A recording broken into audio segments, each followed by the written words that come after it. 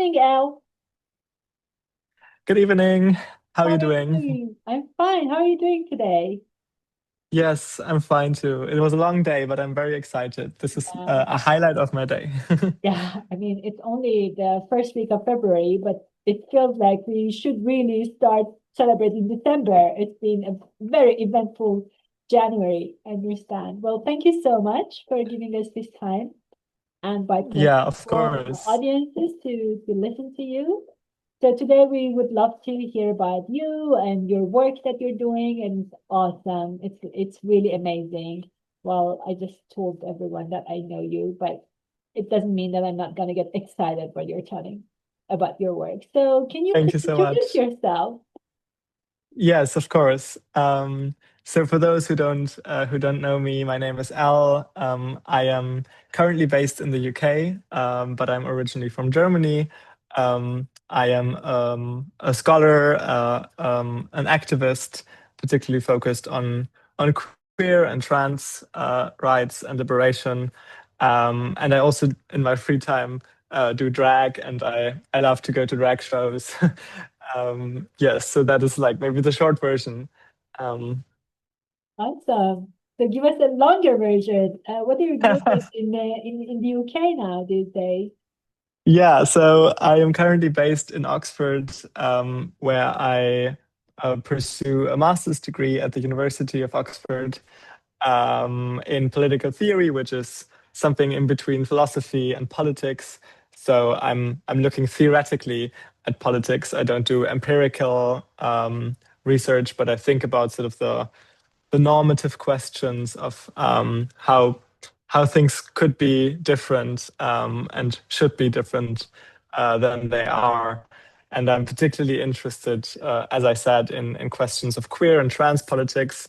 And I'm currently writing my master thesis about queers for Palestine.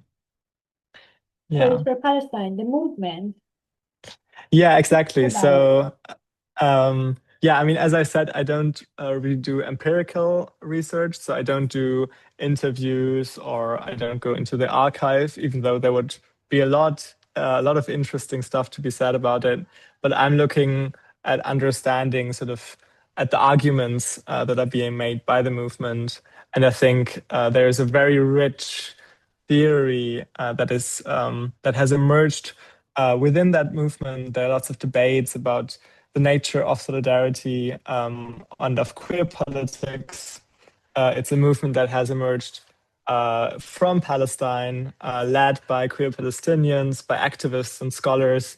And I think, sadly, they're not taken seriously enough in politics. I mean, there's like lots of repression of Palestine solidarity, as we all know, and that also particularly hits queer solidarity activists and queer Palestinians. But also in philosophy, there are arguments, there are theorizations of solidarity and of queer politics, of queer decolonial politics are often not taken seriously enough. And I think that's a mistake because they say a lot of extremely interesting and important stuff. And also for us as people who are based in the West, uh, people who some of the people who are the leading activists are of course not necessarily European, but organizations that are based in the West have a lot to learn from those practices of engaging in decolonial queer politics. And I hope that we have more and more discussions about that. And I think organizations like IGLYO or Bi Plus Equal are really leading institutions that guide the way to decolonize the queer movement in the West as well. Great. So I have two questions. Can you tell us about IGLYO? Because I think we know about plus equal, but what about IGLYO? Do you have a role in IGLYO? Yes, so exciting news is that I was recently elected on the board of IGLYO, which is the largest youth queer and trans youth organization. I believe in the world, but it like has over I think by now over 135 member organizations across more than 40 countries in Europe. and does amazing work in advocacy and governance, in trainings and activism, networking. So Yeah, yeah, definitely an organization to check out. awesome, awesome. We will. We're friends, very good friends with IGLYO as well. So I was wondering, do you see, I do understand that you don't do interviews in this part of your work, Queers for Palestine, and you're really coming with the reflections on what is happening and what happened. But did you see kind of BiPlus visibility in the Queers for Palestine movement, or did we yet again see another, like witness another queer movement invisibilizing the BiPlus identities? Yeah, that's a great question. Um, so of course, I am, even though I'm not personally doing interviews, I am of course relying on other, for example, ethnographic studies of queer Palestinian scholars like Said Atchan or Wala Al-Qasiya, who have done amazing work on the movement and have done interviews. And I would say that there's, as in every movement, sadly, not a particular interest in bisexual people, even though, as we surely can assume, they are there. And I think there is a certain sidelining of the question of bisexuality, and especially in very marginalized contexts, as it happens quite often, certain issues are sort of dismissed as something that we can talk about later.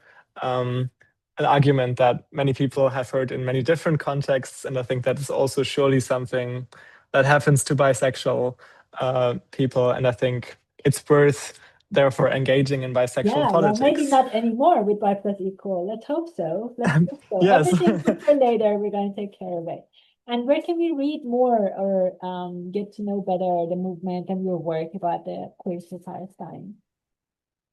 Um, so I can definitely provide some names maybe for the subtext of the interview of people that I have read, which I find inspiring. Um, and my own work is still in a work in progress, not yet ready for the public, even though I'm discussing it with people from the movement, with other scholars. Um, and trying to sort of, I think I'm particularly interested in sort of generating arguments to convince people who don't understand why Queers for Palestine is something that is a serious and interesting movement. I'm from Germany, and the German discourse on Palestine is, to say the least, very complicated. So I think it is worth trying to clarify the arguments why queers really should engage with this question and shouldn't dismiss it as something that is irrelevant to their struggle, because I think our struggles are connected, and it's problematic if we don't see that. Yeah, absolutely. So Absolutely. yeah, I will let you know once that is ready to be published, and if so, where it will be published. Great. And we will Yeah. update our website and we're just going to repost your social media. We're going to let know Thank you so much. everybody of Yeah. your great work. So as I know, you're also working on another field, which is the bisexual politics. I think we all know about queer politics, but what is bisexual politics? Yeah, another great question. Very difficult to answer, of course. So I think maybe just to give one very specific example, which maybe can illustrate what I personally think is interesting when thinking about bisexual theory and bisexual politics. So I have recently finished a chapter for a book that hopefully will be published this year. It's an international handbook on solidarity, published with Routledge, and my chapter is interested in looking at the question of temporality. Um, Oh, the idea that by being bi plus is a phase. Okay, tell us more yeah, about it. Is it? yes, you caught me. So I got interested in the topic precisely because of this stereotype, which I think all of us who are bisexual have heard that.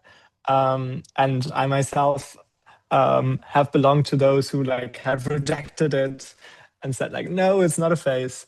And at some point, I was sort of getting more and more interested in understanding whether maybe there is something true to it, but not in the way that people who are interested in dismissing bisexual people think it is true, but in a sort of more meaningful way of trying to understand how our sexual desires and identities are something that are really shaped by temporal processes that change over time. And I wanted to argue that there is something very interesting about bisexual desire and identity in particular as something that brings over different moments in time so many differently gendered experiences and imaginations together, and I think thereby has a certain sort of anti-binary impulse to it, contrary to what some people still say, that it like is trans and non-binary exclusionary. I try to say no, the temporal aspect actually shows that bisexual people are capable of desiring at different moments in time, different genders, and their desires and imaginations are really shaped by that. And that undoes the idea of a fixed binary that you can always only want this or that and have to pick, to choose, so to speak, that our desires are much more complicated. And that's the beauty of it. And I think we have to learn a lot about from bisexual people and bisexual politics about the beauty of getting I'm rid of really that eager. binary. Please let us know when the book is also published. The handbook is also published, because I know Yes, I will. we're really interested to read more about it. So you also had a workshop in BiJou Plus, a conference in Venice. Tell us a little bit more about the workshop and probably more about the conversations that happened there by the participants. And also you can also tell how you felt there, whatever you want to talk about that workshop. Because unfortunately, I could not join your workshop that day. I think Yeah. a lot of other people. So please, the floor is yours. Yes, I think to some degree I build up on this idea that I just talked about, and I think the workshop was titled something like "Bi plus critical theory" or "Bi plus critique." So we were trying to like have discussions about how a bi plus impulse to thinking about questions has a certain critical aspect to it that sort of yields a lens to understand something about a situation which you might not understand without the bisexual lens. And I think one of those examples would be what I just mentioned. So the temporal aspect, which I think when looking at desire in merely sort of binary terms and like monosexual desire, then over time, there seems to be no shift in the gender that one desires. And I think the beauty about bisexual desire is that there's like sort of this critical element to dismantling that there must be an either or, there even are just two genders, or just one that one is interested in. But we also broaden sort of the question to just like engage in discussions about like the lack of information in the community about the fact that there is bisexual theorizing. There are amazing scholars who have for many, many years published great books and articles about bisexuality in all its forms from many different perspectives: anthropology, ethnography, politics, sociology, philosophy. So, for example, the Journal of Bisexuality is a great resource to maybe start with. And I think it sort of illuminates the many intersectional experience that bisexual people have, who are, of course, never only bisexual, but also many other things. And it's great to learn about what that means for them than to be bisexual. So is this, and I think this is going to be my last question, per se, but then we can of course continue conversation. So is this something that is lacking in our BiPlus community, like having access to the information, to whatever is published by academia? What do you see there? Is this a connection problem, or is it like just not having enough resources because we are super, super under-resourced. How do you Yeah. fix this? How do you see the future? Yeah. That's a good point. I think one observation that one could make is that historically there were like gay studies and then gay and lesbian studies, and then at some point they got replaced by queer studies, which is an amazing opening of sexuality and sexual desires and identities. But I think it also skipped the moment where it could have become sexual, gay, and lesbian. Sorry, gay, lesbian, and bisexual studies, and I think this moment of skipping it,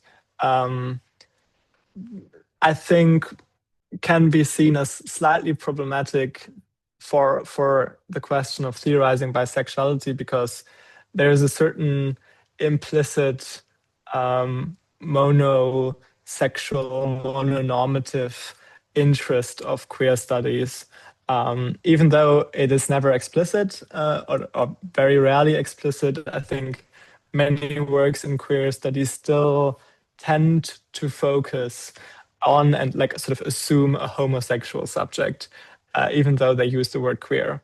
And I think it is worth for us as a bisexual community to not undo that step of broadening towards queer studies, but to take seriously that there has been around that time and ever since lots of theorizing also about the question of bisexuality, and integrate that into the broader questions of queer studies and theorizing about and thinking about what it means to be queer and do queer politics.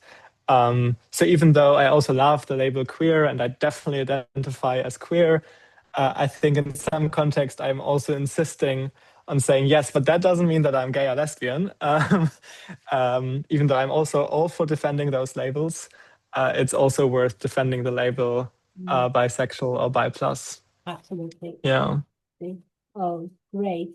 Well, for the sake of time, we will have to wrap up. Is there anything that you want to add to this very short conversation, but really exciting and fruitful? A lot of food for thought, a lot of food for activism. It's not only thought, it's also action and feelings, Yeah. to say. Yeah. Yeah.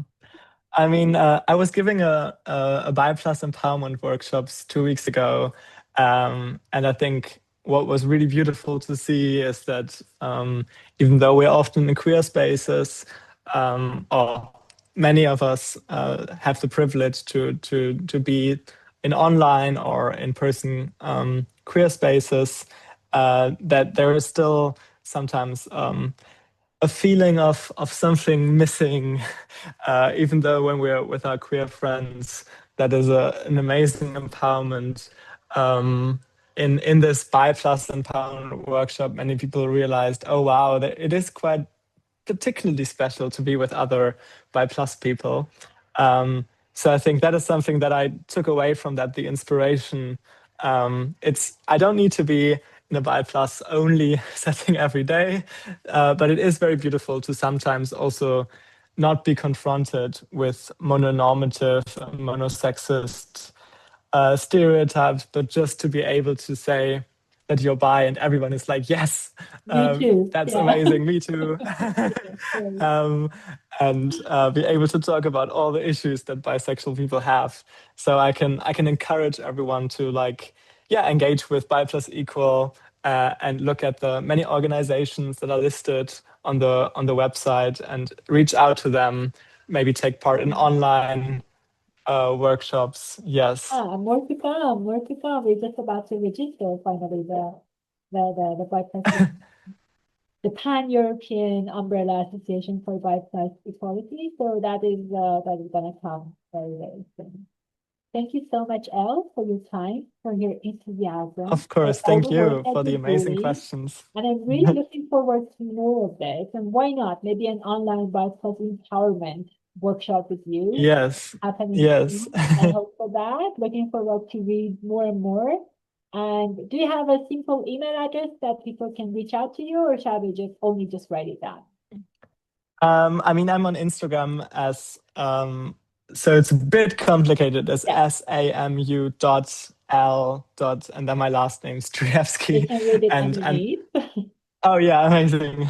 And my email address is Yeah, samuel.striewski@politics.ox.ac.uk. that's something that, Very long email yeah, address. that's a very long one, but we will just have access to those things. Thank you so much. Yes. Have a great rest of your evening, and we will catch up soon. Thank you so much. Thank You you. too. Thank you so much.